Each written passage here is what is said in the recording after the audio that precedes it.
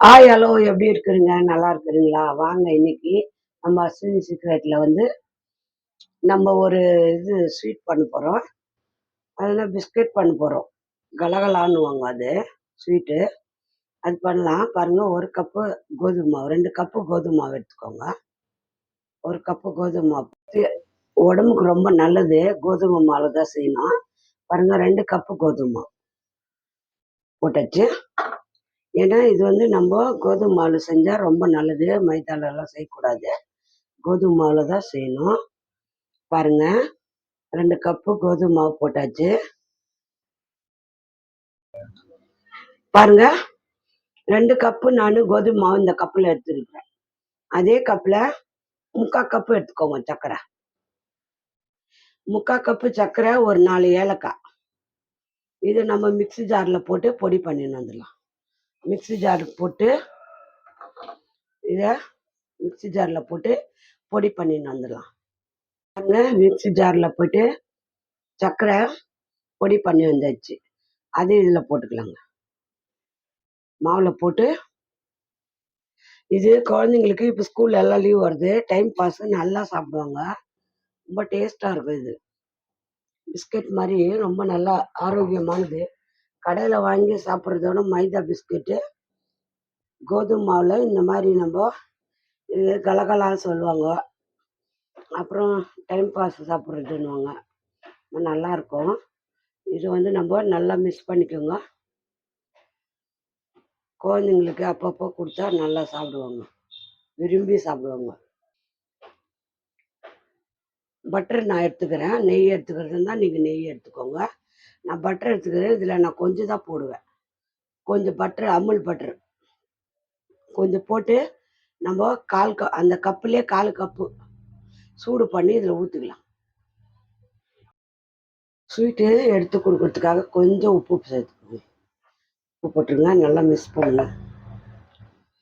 இப்போ நம்ம பட்டரை வந்து சூடு பண்ணின்னு வந்தாச்சு. இதில் ஊற்றி நம்ம பிசைஞ்சுக்கலாம்.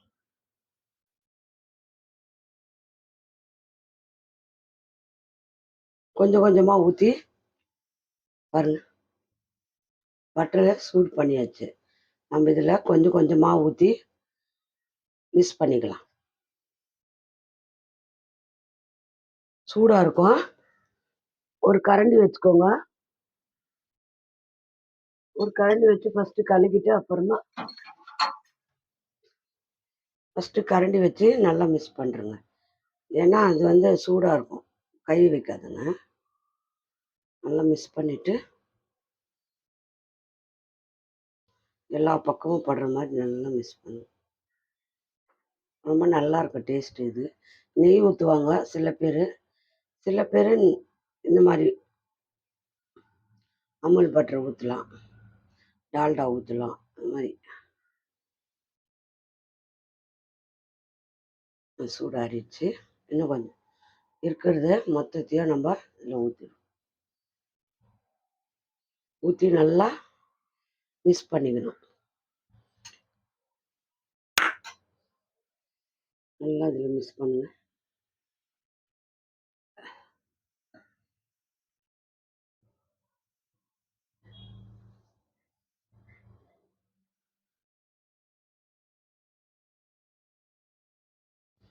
இப்போ கையில் பண்ணிக்கலாம். எல்லா இடத்துலையும் படுற மாதிரி நல்லா பிசைஞ்சாச்சு. நம்ம இது வந்து இது கரெக்டாக இருக்குதா அப்படின்னு பார்க்கறதுக்கு வந்து நம்ம இதை என்ன பண்ணோம், இப்படி மாவை இப்படி பிடிச்சி இந்த மாதிரி கட்டி உண்டி ஆகணும். அப்போ தான் நம்ம கரெக்டாக பதத்துக்கு இருக்குது. டால்டாலாம் போட்டு நல்லா இப்படி பிடிச்சி பாருங்கள். நல்லா உதிரா. இப்போ தண்ணி வந்து கொஞ்சம் கொஞ்சமாக சேர்த்து நம்ம சப்பாத்தி மாவு பிசைவோம் இல்லையா, அந்த மாதிரி கொஞ்சம் கொஞ்சமாக தண்ணி ஊற்றி நம்ம பிசைஞ்சுக்கணும். தண்ணி கொஞ்சம் கொஞ்சமாக ஊற்றி சப்பாத்தி மாவு பதத்துக்கு பாருங்க. நல்லா இந்த மாதிரி பிசைஞ்சுக்கோங்க. நல்லா ப்ரெஸ் பண்ணி சப்பாத்தி மாவு பதத்துக்கு பிசையணும் பாருங்க. இந்த மாதிரி பிசைஞ்சுக்கணும். தண்ணி ஊற்றக்கூடாது ஜாஸ்தி. நான் அந்த கப்பில் கொஞ்சம் தான் ஊற்றிக்கிறேன், 1/4 ஃபுல்லாக ஊற்றலை. ஒரு கொஞ்சம் கொஞ்சமாக தண்ணி ஊற்றி நம்ம சப்பாத்தி மாவு பதத்துக்கு இதை பிசைஞ்சுக்கணும். இதை வந்து அப்படியே ஒரு 10 நிமிஷம் நல்லா ஊற வச்சிடுங்க. இது நல்லா ஊறின பிறகு நம்ம சப்பாத்தி மாதிரி தேய்ச்சிக்கலாம். நல்லா ஊறட்டும். 10 நிமிஷம் மூடி வச்சிடுங்க. பாருங்க, ஒரு 10 நிமிஷம் மூடி வச்சுட்டோம். இப்போ வந்து நல்லா பாருங்க ஊறி இருக்கு. இது நல்லா வந்து பிசைஞ்சுக்கோங்க. இதில் போட்டு நல்லா பிசைங்க. சமமாக ரெண்டாக கட் பண்ணிக்கங்க. நம்ம இதை ஒன்று எடுத்து மூடி வச்சுட்டு ஒன்றத்தை நல்லா பிசைஞ்சு இதை நல்லா பிசைஞ்சு ஒரு நிமிஷம் பாருங்க. இந்த மாதிரி ரொம்ப மெலிசாக தேய்க்காதுங்க, ரொம்ப மோட்டாவாகவும் தேய்க்கக்கூடாது, மீடியமாக இருக்கணும். பாருங்க, இந்த சைஸில் நம்ம கட் பண்ணிக்கலாம். எப்படி கட் பண்ணுறது பார்க்கலாமா? நல்லா தேய்ச்சிக்கோங்க. இதை வந்து இந்த மாதிரி கட் பண்ணிடுங்க. இதெல்லாம் எடுத்துடுவோம். இது இன்னொரு வாட்டி தேய்ச்சிக்கலாம். மாவு இன்னொரு வாட்டி தேய்ச்சிக்கலாம். இதை வந்து நம்ம எப்படி ஷேப் கட் பண்ணுறது பாருங்க.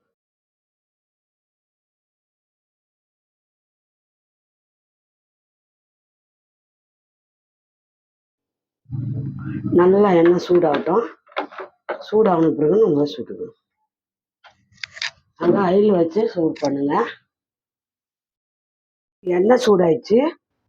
எண்ணெய் நல்லா சூடாயிடுச்சு. நம்ம சிம் பண்ணிக்கணும். ரொம்ப எண்ணெய் ஜோராக சிம்மில் வேகணும். அது நம்ம அதில் வந்து பாருங்க போடலாம் பிஸ்கெட்டு.